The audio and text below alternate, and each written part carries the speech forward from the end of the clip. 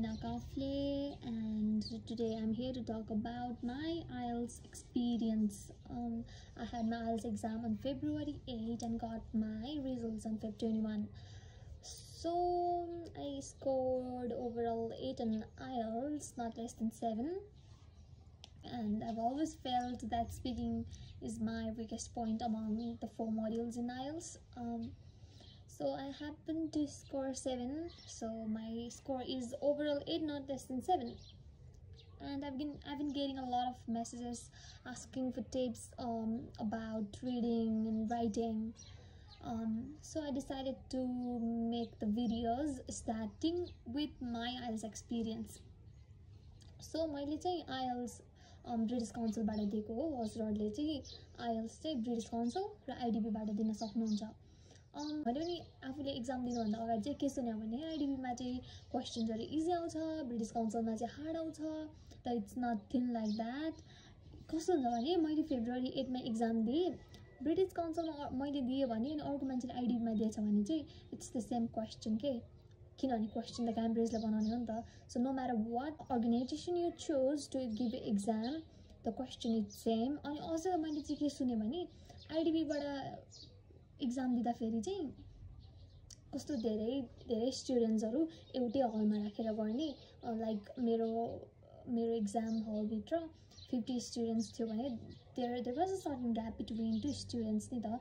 अनि हल्ला पनि धेरै हुन्थेन. अनि आइडिबीमा चाहिँ कस्तो रहेछ भने एउटै हलभित्र 100जना कचक गरेर खाँदेर अनि त्यो रिडिङको बेलामा त झनै पेपर पल्टाउँदै हल्ला भएर अनि डिस्टर्ब पनि हुने चान्सेसहरू हुँदो रहेछ हैन. But I'm glad I give my exams with British Council हैन. अनि मेरो चाहिँ स्पिकिङको एक्सपिरियन्स पनि वन्डरफुल भयो बिकज मेरो एक्जामिनर पनि एकदमै धेरै वेल स्पोकन हुनुहुन्थ्यो. He was very kind to me. अनि he was a slow speaker by the way, so it helped me a lot. सो मेरो एक्जाम चाहिँ वसुन्धरामा थियो, यति इभेन्ट्समा. And I went pretty late actually. There were a lot of people already there. अनि त्यस पछाडि एकछिन बसेँ अनि स्पिकिङ नगर्नु भएकोहरूको चाहिँ आउनुहोस् भन्यो. अनि स्पिकिङ नभएकोहरू जति चाहिँ हामी गयौँ. अनि I had the same earrings. अनि यो पनि खोला भन्नुभयो. अनि I had to take them down. अनि फोटोजहरू खिच्नु भयो.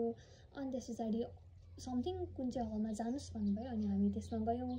अनि पर्खिँदा because exam starts almost at 1 नि त. अनि so I had to wait a lot. अनि म चाहिँ फेरि मेरो रोको फर्स्टमै थिएँ क्या. So I had nobody to watch on to होइन. अनि यस्तो साइड साइडमा हेर्नु पनि अलिक गाह्रै हुने नि त. सुरुमा चाहिँ राइटिङ हुन्छ. अनि राइटिङको दिनुभयो. अनि स्टार्ट भयो. राइटिङ गरेपछि चाहिँ के भयो भने मैले चाहिँ राइटिङमा चाहिँ टास्क 2 बाट सुरु गरेको थिएँ. मक टेस्टहरूमा पनि म प्रायः राइटिङ 2 बाटै दिन्थेँ.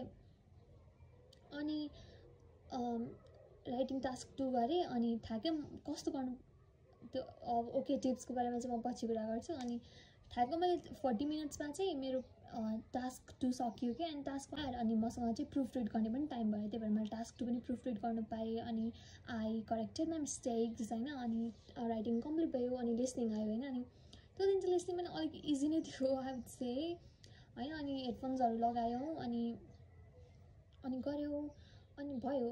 एउटा चाहिँ छुट्यो होइन, एउटा चाहिँ छुट्यो. अनि तर मैले लेखाएको थिएँ क्या के हुनसक्छ पोसिबल आन्सर्सहरू. त्यहाँनिर आन्सर छ भने थाहा हुन्छ तर कुन आन्सर छ त्यति बेला छुटाउन सकिँदैन. अनि मैले 3 बोर्डको त्यहीँ लेखाएको थिएँ. अनि भए लास्टमा सोच्दाखेरि चाहिँ त्यहीँबाट एउटा टिकट भन्ने आन्सर थियो. त्यसको चाहिँ आई रिमेम्बर नाउ है. अनि I scored 7.5 in writing and 9 on listening. अनि अब बाँकी रह्यो रिडिङ.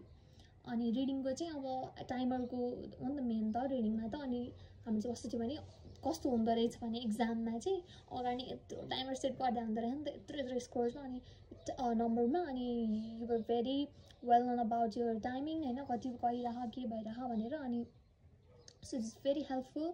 अनि प्यासेज 1 चाहिँ 15 मिनट्समा सकाइसकेका थिएँ. अनि प्यासेज 2 पनि गरेँ. अनि 3 पनि गरेँ. अनि आई स्कोर्ड 9 अन रिडिङ. अनि त्यस पछाडि I was happy with my exam. राम्रो भयो भनेर आई वाज भेरी ह्याप्पी. अनि I went back to my hostel. अनि त्यसको भोलिपल्ट ग्याप थियो. अनि पर्सिपल्ट आई ह्याड माई स्पिकिङ. अनि स्पिकिङको बेलामा चाहिँ ब्रिटिस काउन्सिलमा जानुपर्छ अनि गएँ अलिक ढिलै गएको थिएँ अनि ढिला जाँदाखेरि चाहिँ अनि एकजना के भने हामी देयर अनि त्यस्तो के सुन्दै प्रिन्ट्सहरू के लगाउनु त्यो स्क्यान्सहरू गर्नुपर्छ नि त्योहरू गरेँ अनि एकैछिन आइहाल्यो कि मेरो टर्न आइहाल्यो अनि म गएँ अनि म चाहिँ के अरे नामले बोल्नु पऱ्यो मैले धेरै उयो हेरेको थिएँ कि युट्युबमा के अरे त्यो इक्जाम्सहरू टेस्टिमोनियल्सहरू हेरेको थिएँ कि अनि तिनीहरूले त्यो इक्जामिनरले आफूलाई इन्ट्रोड्युस गर्छ नि त अनि म पनि त्यस्तो मलाई इन्ट्रोड्युस गर्छ अनि म पनि यसलाई नामले स्योर यस्तो भन्दै बोलाउनु पऱ्यो भनेर सोच्दै थिएँ उसले मलाई इन्ट्रोड्युस त गर्यो के भन्यो नाम हो टुरिस्ट आई मिन फरेनर मैले उसको नामै बुझिनँ अनि I refuse to do that होइन अनि क्वेसन्सहरू सोध्नुभयो अनि त्यही वर्कर स्टडी सोध्नुभयो अनि त्यसरी आर्टहरू कतिको गर्थ्यो सानोमा अहिले कतिको गर्छौ त्यस्तो थियो अनि पार्ट 2 मा चाहिँ कसलाई लाइभ पर्फर्म गरेर हेर्न चाहन्थ्यो थियो अरे अनि I am a big Taylor Swift fan अनि obviously I had to say Taylor Swift so I started telling about her part 2 पनि बबाले गरे जस्तो लाग्यो अनि पार्ट 3 मा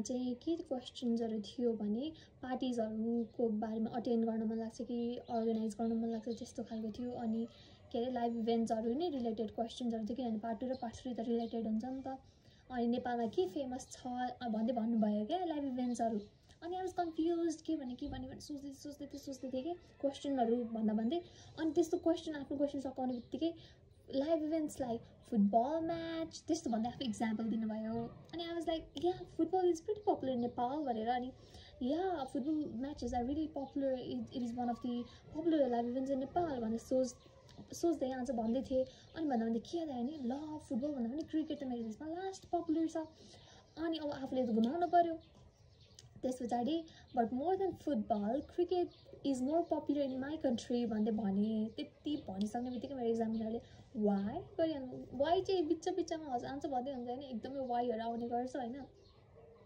वाइ भन्नुभयो अनि त्यस पछाडि किनभने अब हाम्रो देशमा त क्रिकेटमा त अस्ति वर्ल्ड कप क्वालिफाइङ म्याच त्यस्तो के पनि भएको थियो नि त अनि किनभने चाहिँ मेरो त्यो देश चाहिँ अलिकति अगाडिसम्म पुगेको छ वेयरएभर हाउएभर फुटबलमा चाहिँ त्यो लेभलको उयो भएको छैन त्यही भएर चाहिँ हाम्रो नेपालीहरू चाहिँ अलिक धेरै इन्भेस्टेड छन् क्रिकेटमा त्यस्तो भने अनि त्यस्तो भए स्पिकिङ पनि भयो ल म त खत्रै गरेँ यसलाई है कस्तो राम्रो फिलिङ भयो अनि आयो अनि कन्सल्टेन्समै अनि सरसँग कुरा गरेँ अनि ल राम्रो भयो अब रिजल्ट पर्खिनुपर्छ भने डर लाग्यो अब त फेरि थोरै यस्तो हुन्छ पेपर बेस्ट गर्दाखेरि चाहिँ धेरै दिन लाग्छ नि त रिजल्ट आउनलाई अनि कस्तो वरिड हुने है अनि 21 फेब्रुअरीमा रिजल्ट आयो अनि आई स्कोर्ड 8 ओभरअल 8 इन आइल्स अनि मेरो चाहिँ के थियो भने लिसनिङ र रिडिङमा 9 आयो अनि राइटिङमा 7.5 अनि स्पिकिङमा 7 अनि मैले नि होइन राइटिङमा इदर 8 होइन अनि अर